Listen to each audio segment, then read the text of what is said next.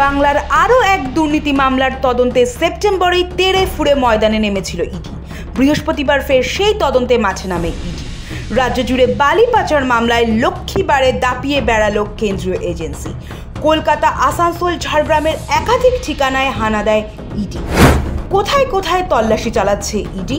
কলকাতা, আসানসোল, ঝাড়গ্রামের একাধিক জায়গায় হানা এনফোর্সমেন্ট ডিরেক্টরের তদন্তকারীদের।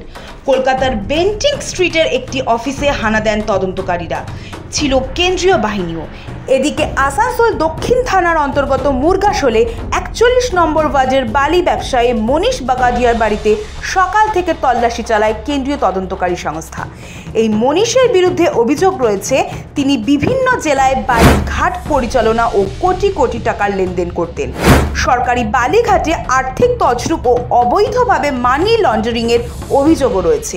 এনার তো অনেক ব্যবসা আছে, কি ব্যবসা সংক্রান্ত এসছেন ওনারা এটা তো সঠিক আমরা কিছু জানতে পারছি না, কিন্তু ঠিক আছে এটা জানা যাবে। মানে হ্যাঁ, এটা জানি আমরা কি অনেক টাইপ ব্যবসা আছে এনার, তো ওই মধ্যে হতে পারে বালিও হতে পারে। কে কি ব্যবসা করে এটা আমরা জানি না, এটা জানি হ্যাঁ উনি ভালো ব্যবসায়ী একজন। 3টে ভাইয়ের ফ্যামিলি থাকেন এখানে। মনীষ বলে কে? হ্যাঁ, মনীষ সীতারাম বাবুর ভাইপোর নাম হচ্ছে মনীষ বাগাড়িয়া। হ্যাঁ, এটা এখানে সীতারাম বাবু থাকেন, মনীষ জি থাকে, ওম বাগাড়িয়া জি থাকে, সবাই থাকে এখানে। এদিকে গোপীবল্লভপুরে জিডি মাইনিং এর অফিসে তল্লাশি চালায় ইডি। লালগড়ে বালি ব্যবসায়ী সৌরভ রায়ের বালি খাদানেও হানা দেয় কেন্দ্রীয় তদন্তকারী সংস্থার আধিকারিকেরা। সূত্রের খবর, বালি পাচার চক্রে অর্থ লেনদেন ও সম্পত্তি গঠনের সূত্রে একাধিক ব্যক্তি ও প্রতিষ্ঠানের নাম উঠে এসেছে। সেই সূত্র ধরেই চলছে এই তল্লাশি অভিযান। রাজ্যে অবৈধ বালি ব্যবসার সঙ্গে যুক্তদের আর্থিক লেনদেন ও সম্পদের হদিশ পেতে ইতিমধ্যেই কয়েকটি নথি বাজেয়াপ্ত করেছে ইডি।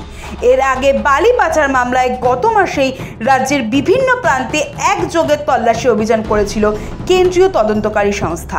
মেদিনীপুর, ঝাড়গ্রাম ও আসানসোলে হানা দিয়েছিল ইডি। মেদিনীপুরের এক বালি ব্যবসায়ীর অফিসও ছিল সেই তালিকায়। ওই অভিযানেই বাজেয়াপ্ত করা হয়েছিল বিপুল পরিমাণ নগদ টাকা। মেদিনীপুরের সৌরভ রায়ের বাড়ি থেকে উদ্ধার হয়েছিল প্রায় 65 লক্ষ টাকা। পাশাপাশি গোপীবল্লভপুরের এক বালি ব্যবসায়ীর বাড়ি থেকেও প্রায় 25 লক্ষ টাকা উদ্ধার করেছিলেন তদন্তকারীরা। সৌরভ রায়ের অফিস ছাড়াও ঝাড়গ্রাম ও আসানসোলের বেশ কিছু ঠিকানায় তল্লাশি চালানো হয়েছিল। অবৈধভাবে বালি তুলে সেই টাকা আত্মসাতের অভিযোগ রয়েছে একাধিক বালি ব্যবসায়ীদের বিরুদ্ধে। কিভাবে চলতো বালি পাচার? অতিরিক্ত লরি পাঠিয়ে সরকারি নিয়মকে বুড়ো আঙুল দেখিয়ে এই বালি তোলার কাজ চলে বলে অভিযোগ।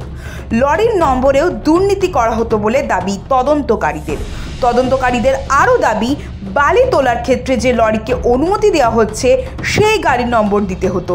অভিযোগ, একই নম্বর ব্যবহার করেই একাধিক লরিতে চলতো এই বালি পাচার। কার্যত অনেক ক্ষেত্রেই তা প্রশাসনের বোঝার বাইরে ছিল। আপাত দৃষ্টিতে দেখলে স্বাভাবিক বলেই মনে হতো, কিন্তু সেই নম্বরকে ব্যবহার করে আদতে একাধিক লরিকে ব্যবহার করেই চলতো এই বালির দুর্নীতি।